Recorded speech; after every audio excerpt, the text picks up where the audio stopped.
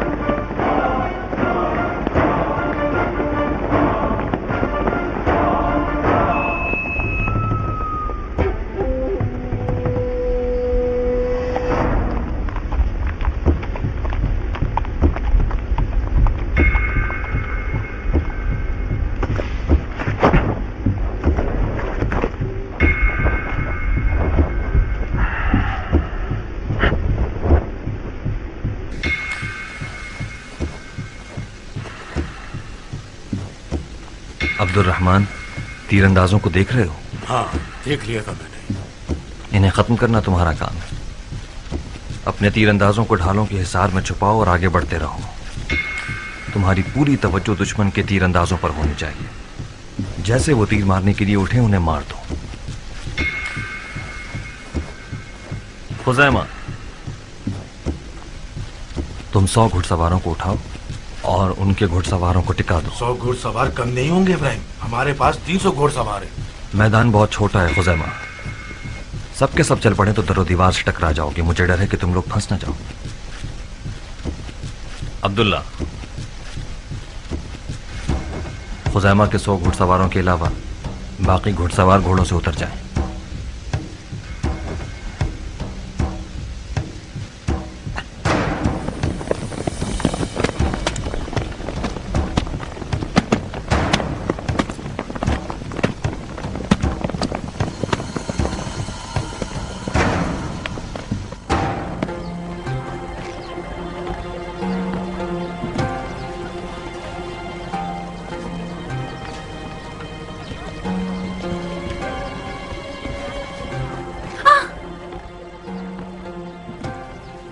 डरो मत हुस्न की मलका। तुम्हें खुदा की कसम है, तुम सच बताओ कि तुम कौन हो? मैं हूँ मारिया, आपकी बिल्कुल बराबर वाली पड़ोसन। तुम यहाँ क्या कर रही हो औरत?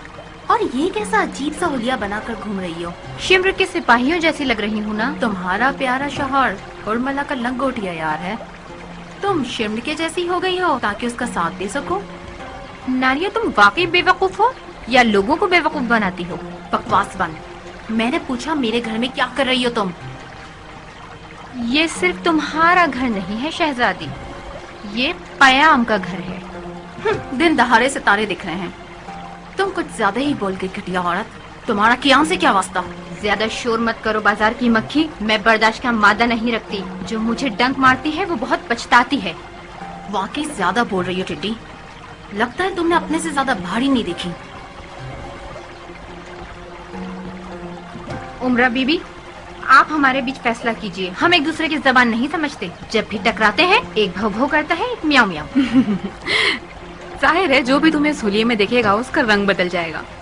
थोड़े से धब्बे भी अपने चेहरे पर लगा लेती तो शिमर और तुम्हें कोई फर्क न रहता। मैं क्या करती? मैं सिर्फ इसी लिबास में कियान का पैगाम अपने शौहर तक पहुंचा सकती थी। अच्छा अच्छा, इससे पहले कि कोई शर खड़ा हो जाए जाओ अपने कपड़े बदल लो, जाओ। नारिया, मैं मारिया हूँ। मैंने तुम्हें डराया? माफ करना डरपोक बुढ़िया।